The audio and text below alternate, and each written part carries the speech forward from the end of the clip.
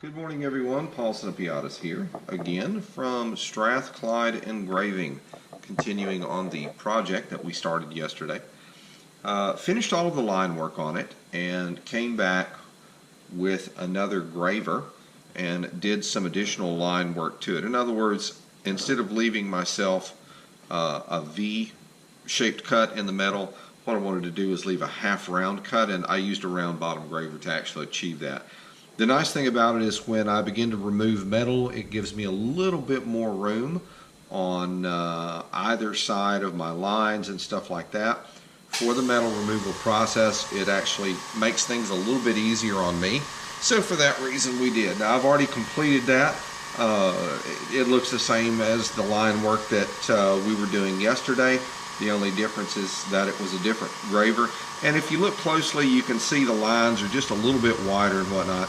So today what we're going to do is start metal removal, and that's actually going to be the longest part of this process. Now normally what I would do is use a 105-degree graver, the C-Max, a GRS C-Max 105-degree, that's a carbide graver, to do that job and actually plow that metal out first.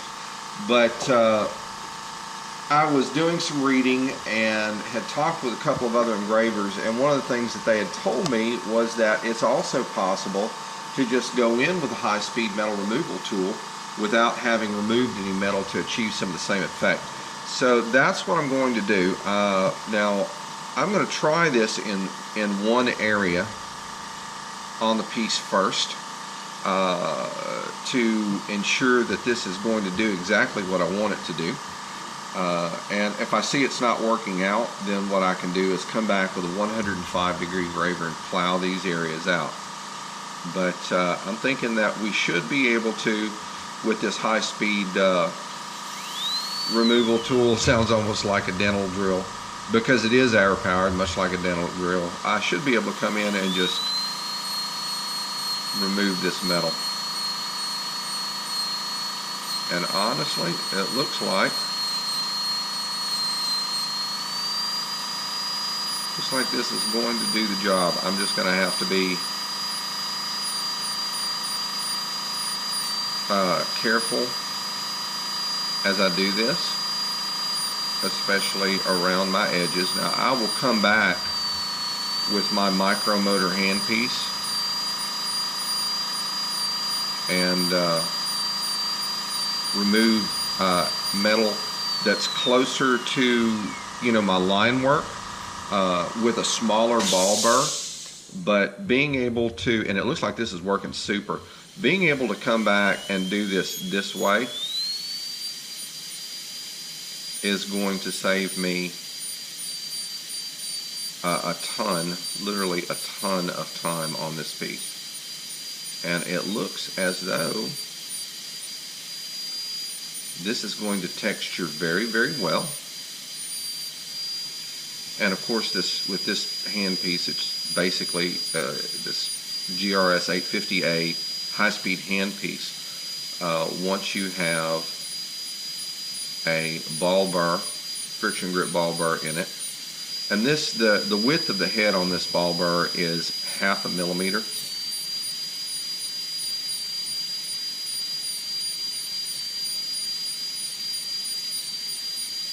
I can remove, it's quite literally, it's like a metal eraser.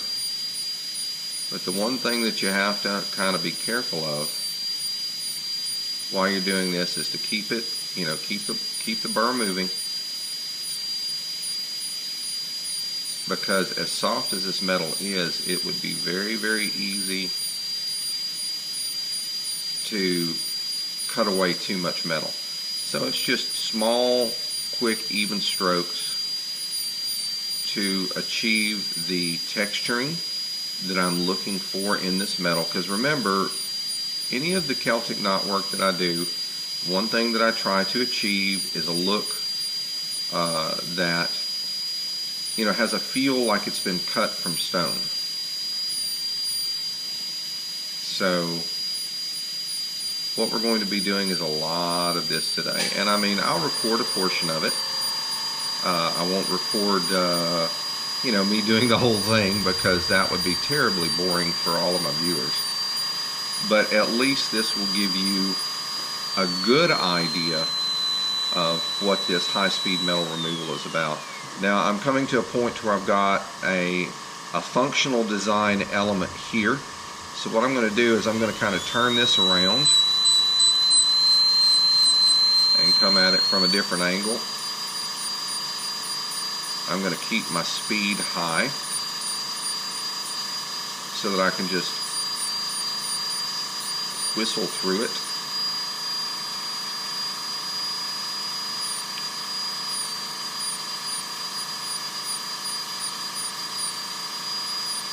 But when I start getting into areas that are a little tighter, I'm not going to go all the way back into them like in that corner. I won't go all the way back into that with this ball burr simply because it's too large. So let's go on ahead. Oh, I need to check my ball burr. I just ran it across that metal, so give me a minute. Another thing, for those of you who are watching me and trying to pick up tips, another thing that I would suggest that you invest in is a good jeweler's loop. I've had this one for years. The frame is actually an inexpensive frame, but the lens inside is a Bausch & Lomb. It is color and field corrected. It's designed specifically for looking at gemstones. So, alright, this looks good. Just wanted to take a quick gander at it, make 100% sure that, I didn't have something bent or out of line, because at this speed, an imbalance in it would create serious problems. Okay, we're going to be moving between two design elements at this point. So I've really got to pay close attention to the control of this burr. As you put the burr down on the metal, and let me get it stopped, okay. When you put the burr down on the metal, you have to remember that this is a round piece, so it's got teeth all the way around it. The entire circumference of this ball burr has teeth all the way around it. So you have to be aware that, as you're removing metal, as you're cutting, the area, not just at the base of the ball, but if the area behind the ball comes in contact with something, guess what? It's going to remove the metal. So when it comes to these areas where it's a little tight, definitely take your time.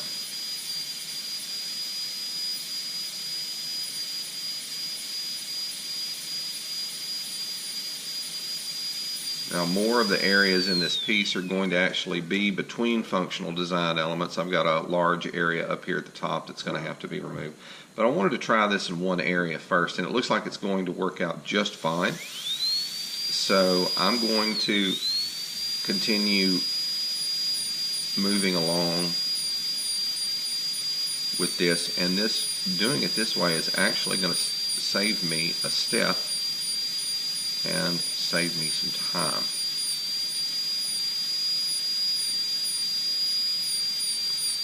That's just one of those things I'm going to have to be really careful with as I'm removing this metal.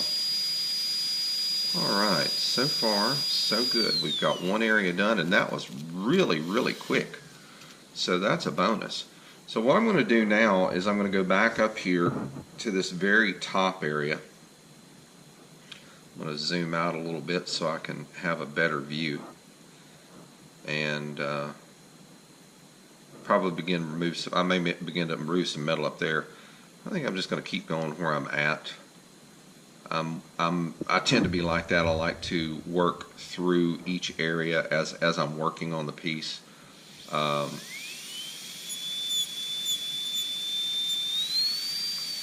this thing rolling. There we go.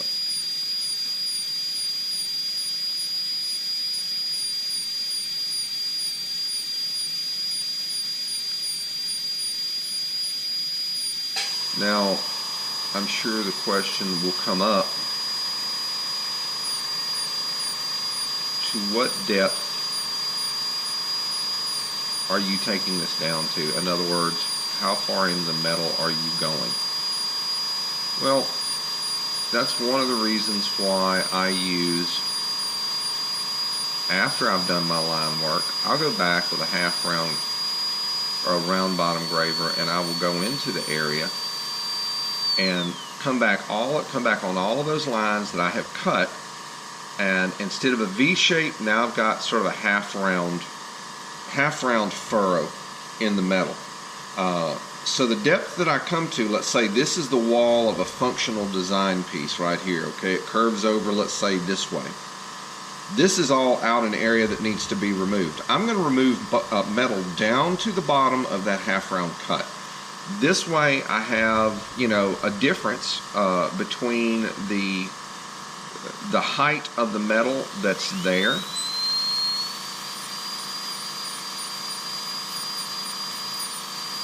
and the area that the metal has been removed in. If I feel like I need to come back and remove metal in any other area, you know, if I feel like it's too high at some point, I haven't removed enough, I can always come back in and do, you know, like a quick touch-up and take a little bit more of that metal out so that I have a real solid, you know, difference between the two areas. All right. So let's scoot this up. We're going to give this a little bit of a twist. And we're going to, I scooted it up a little too far. There we go. And I want to twist it over just a little bit more. Let's do that right quick. A little bit of a twist. Perfect. I'm going to grab a focus on my gem scope, and away we go again, cutting this metal out.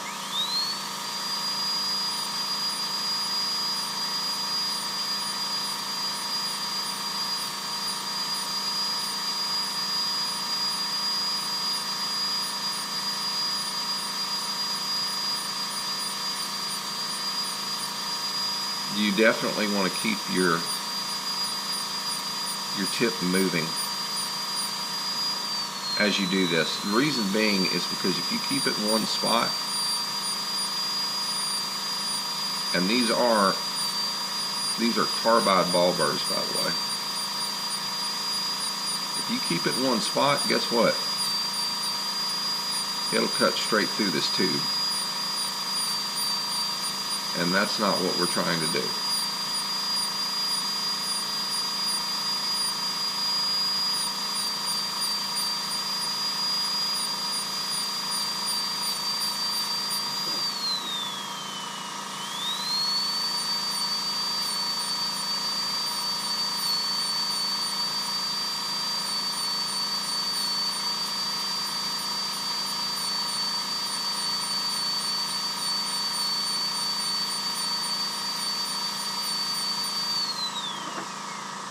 Take a look at something here. Right. Now, I normally would be listening to music right now. I would have a mix, a down-tempo mix or something similar to that going in the background. Something soft, something easy to listen to. Something relaxing. But as I found out, there are certain copyright issues, and for my work to be visible across all devices, I unfortunately can't have music in the background. I may end up taking a look online to see if there are companies that sell kind of like royalty-free stuff, mixes music for the background. Not something that I would loop, but, you know, kind of like an hour or so mix. and once I buy the rights to it, I can use it for whatever I want. But that just doesn't seem like the major necessity at this point. There are other things that are much more important.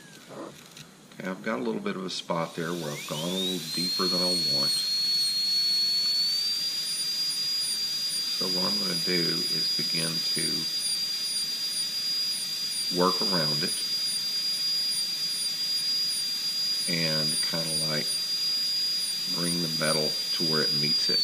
That way it doesn't stand out.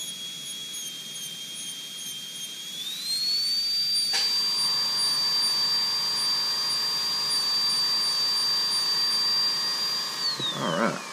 Yeah, this is like screaming along. Wow. I'm liking that. That's making a huge difference for me. I had read about folks who had just, saw and watched videos on folks who, when they do their metal removal, they just go straight in with a ball burn and begin to do it. I had always done it a more traditional way, which was to go back in and plow it out with a 105-degree graver. This being as open area as it is, I think that's what's allowing me to do this. The commission that I just completed for another customer with that very, very complex Celtic knotwork that I did out there,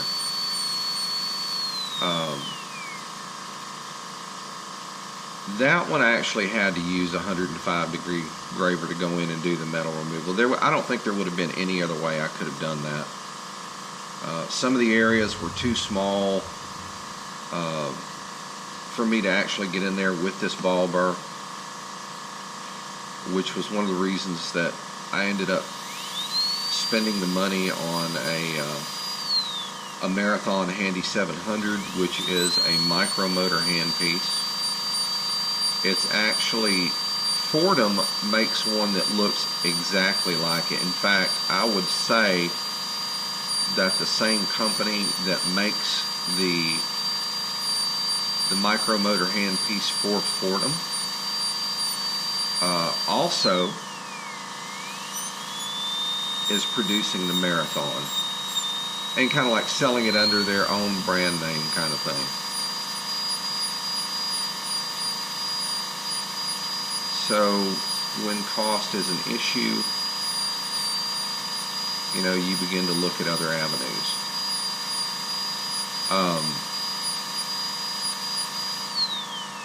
I have a couple of friends that I really have a lot of trust for in the tool buying arena, and when I call my supplier, if I have any questions, I can speak to these people, just by requesting it, and I will ask them about the tools that I am buying.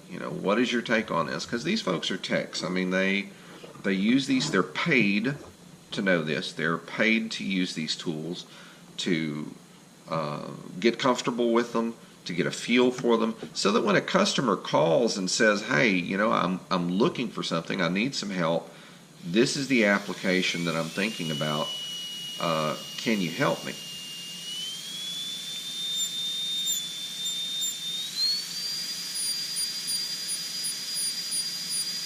And they were able to do that for me.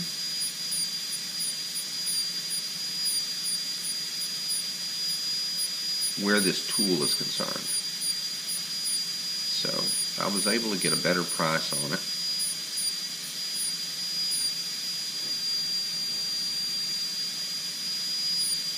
For which I am quite thankful. The Fordham micromotor handpiece was almost $1,000. The Marathon Handy 700 was less by $300. So, it's just kind of one of those things. It's a no-brainer. Actually, less by $200 because it was right at $800.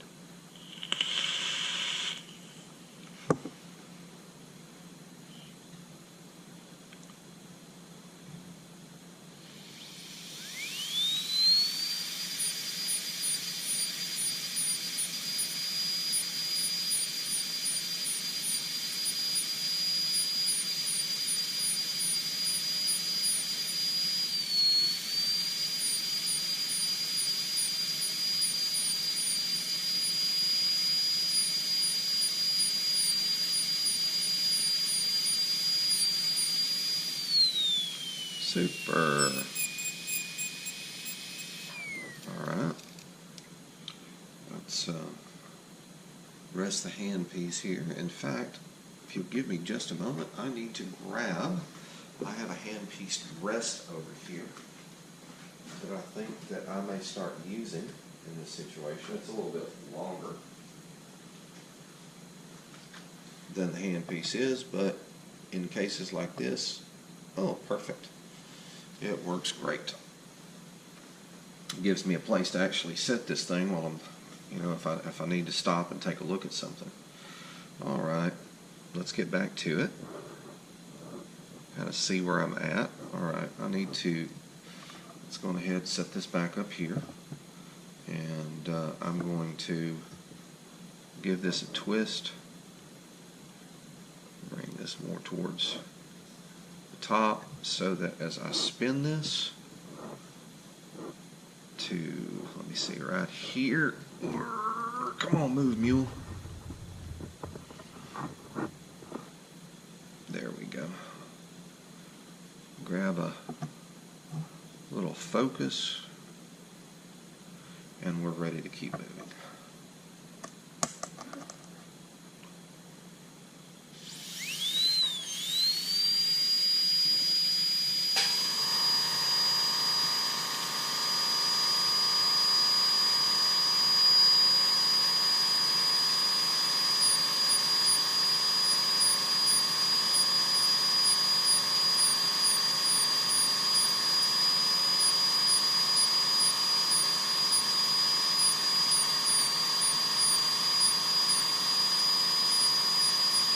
And it doesn't take much. This thing's just...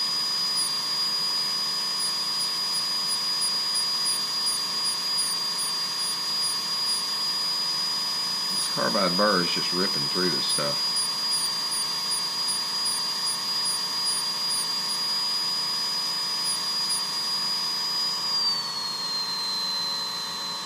Moving very nicely.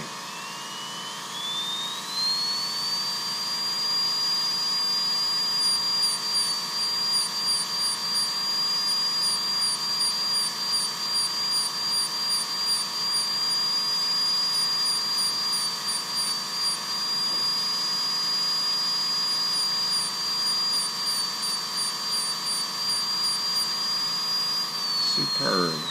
Alright, now I've got a large area, and what I want to do is, instead of working up and across, I actually want to work from the top down. So I'm going to give my battery tube a little bit of a rotation here, straighten out my end plates, and get them actually below the surface of the edge here. See how they're set up? A little bit lower than that.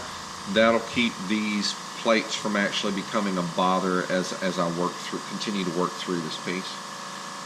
So again, just a tad of focus. I need to roll this back just a hair. There we go. And off we go again, knocking this metal out. Alright, I'm going to start up here from the... I thought I was going to start up here for the top, but no, I think what I'm going to do is kind of keep working up from the bottom towards the top. No particular reason, just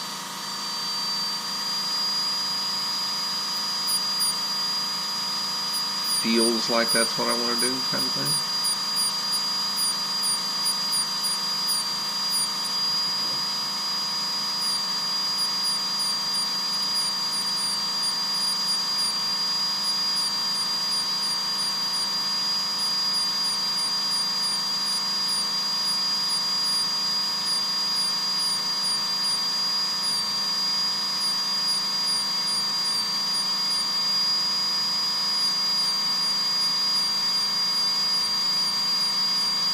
Well, the wild thing about the Moku tubes is that when you remove the metal,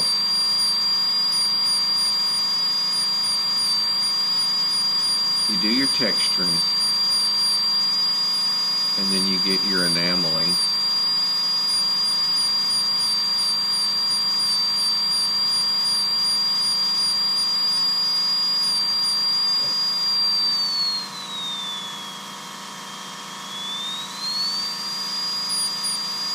in place, for some strange reason these copper lines tend to stand out.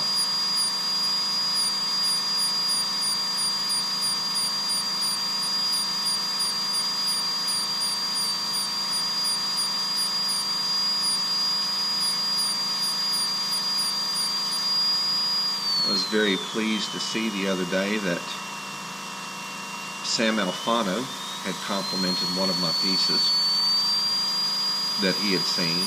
I was very, very humbled.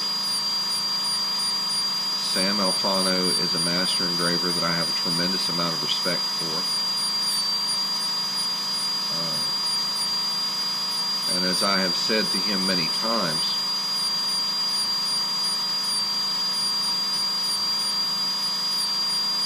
I aspire to his level of excellence, his level of skill. And that's going to take a while. That's not going to happen overnight.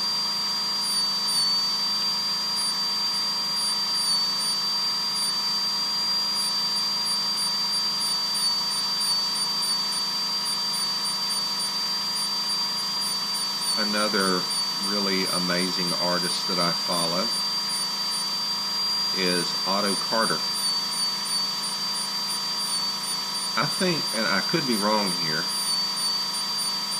but I believe that Otto Carter has the distinction of being the one person who really brought engraving into the vaping industry. He did some amazing mechanical mods, that tube mods that were done, and the work was just absolutely stunning.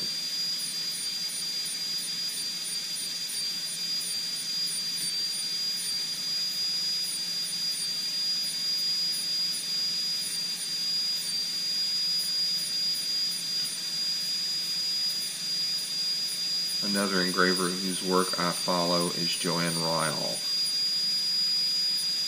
I think of all of the people that I follow in terms of, their work, their engraving, I think Joanne Ryle has had the most influence on my style and the way that I do things. She does some truly, truly, truly amazing work. Joanne's one of those people that I would love to meet and spend about 2 years, literally, watching her engrave and learning from her. But I could say the same thing of Sam Alfano. I could say the same thing about Otto Carter. These folks have spent years perfecting their craft. And I've got maybe, 3 years under my belt? 4 years? Because it was like the last 2 to 3 years of my career in the jewelry industry that I began to fool around with actually using a graver for something besides doing a bright cut or a pave or different types of stone setting, because you do use gravers when you're doing stone setting.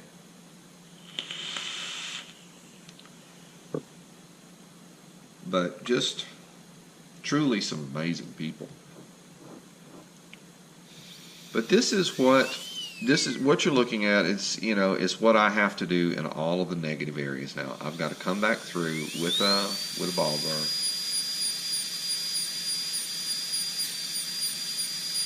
And very carefully come back in, remove this metal, texture the background. Because it's not just metal removal that I'm trying to do here. I'm also trying to texture this background. I want it, as I've said many, many times, say it again, I want to create a cut from stone look. And I have found that this creates the look that I'm trying to achieve. Are there other ways to achieve it? I am sure there are.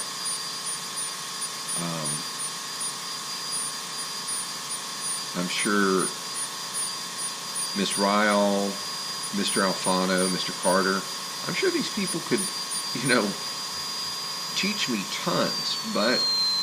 And the cool thing about it is both Sam Alfano and Otto Carter, every once in a while, they'll offer courses in engraving.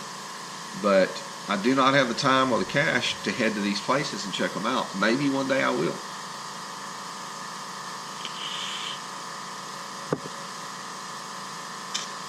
That would be an amazing experience. I truly believe that that would actually take my engraving up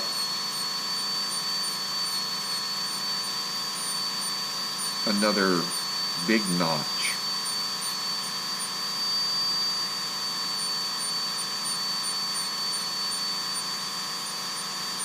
Because the one thing I don't,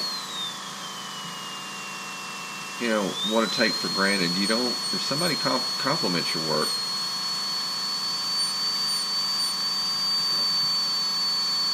don't sit on your laurels, okay?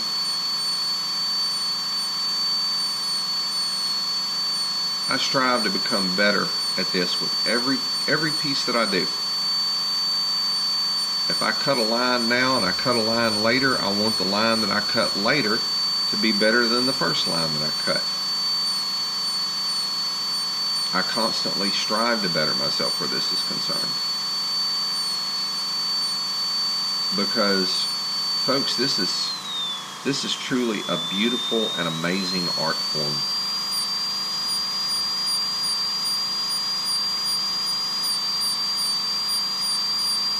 And the last thing that I want to do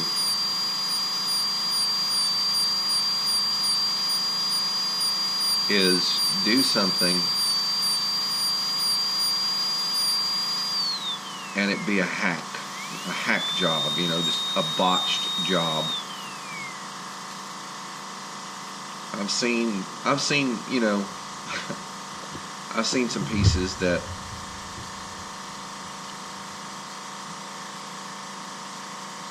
I would honestly have to say I question.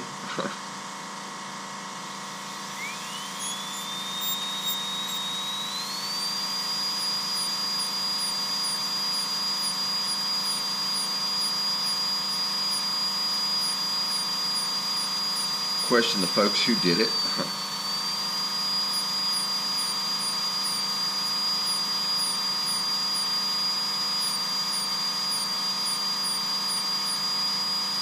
But being able, it would be so amazing to be able to have the time and the money to be able to go and learn from these people and learn some of their techniques, because you got to, these folks have been doing it for a long time.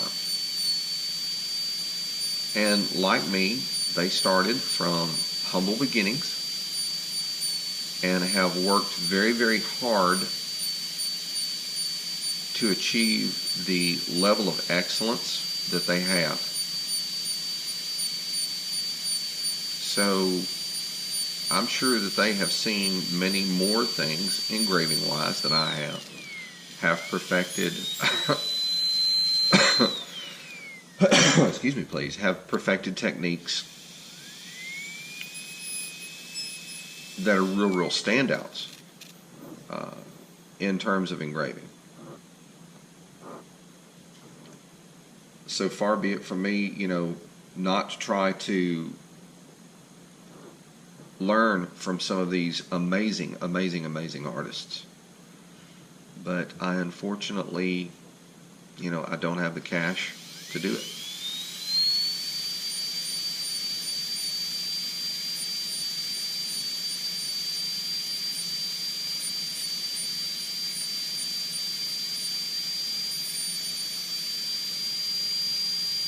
Maybe at some point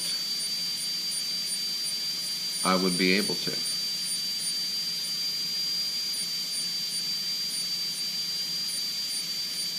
But right now, I just, unfortunately not.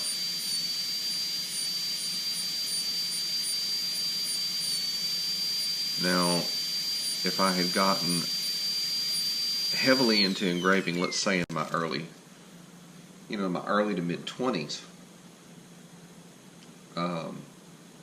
Back then I could have gone to school. I know that one of the universities in Kansas, Emporia or Wichita, I'm not sure. They have a college there that offers a bachelor's degree in engraving. That would just be, for me, to have the money to be able to go and do that, the time.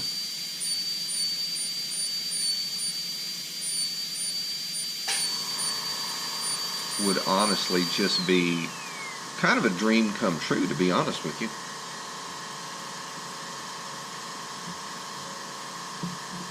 But dreams are just that. They're dreams. And, you do your best to try to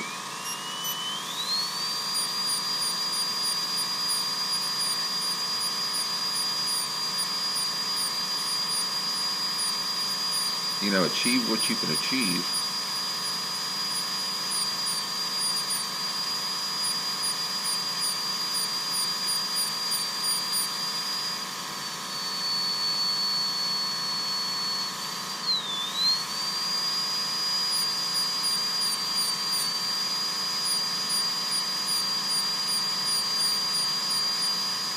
That bird is getting a little grabby.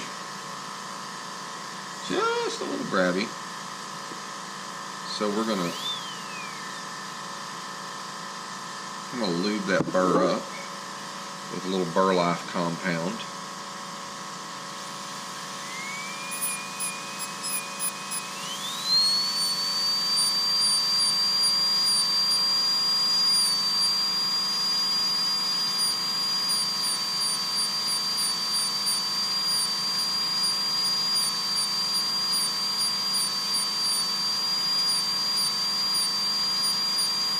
That made a major difference.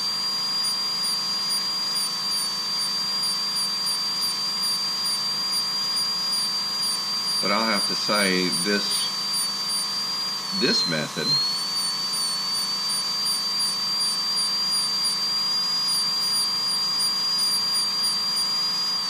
is working out quite well.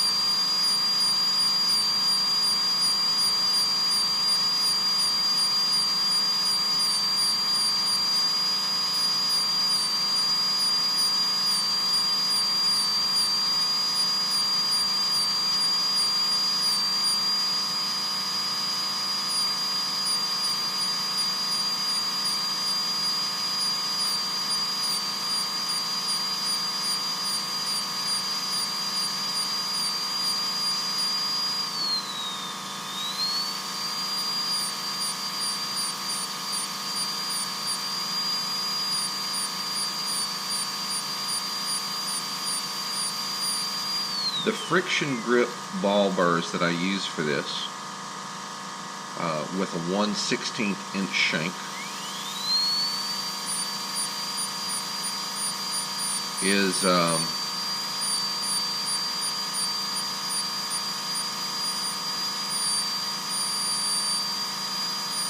these are dental drills.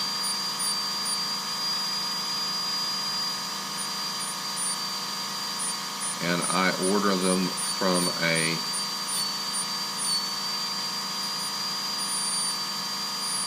dental supply company in state.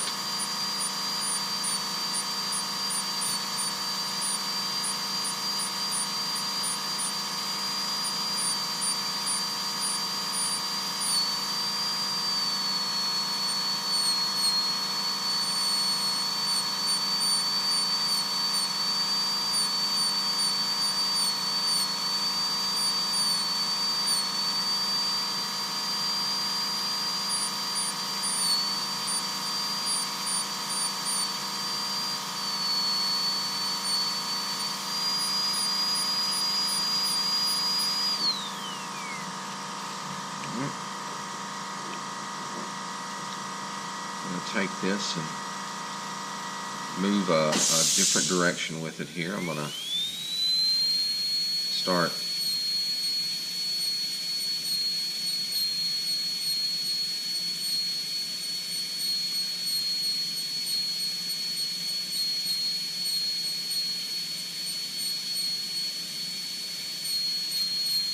moving across the bottom of this area.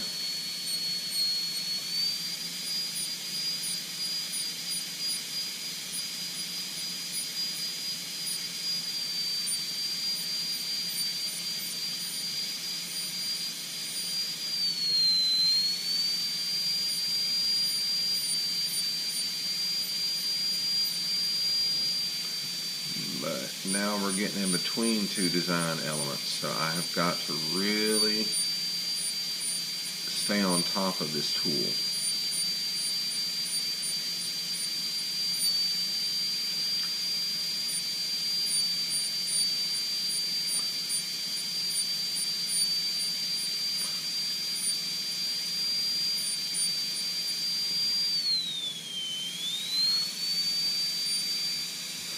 Oh, me.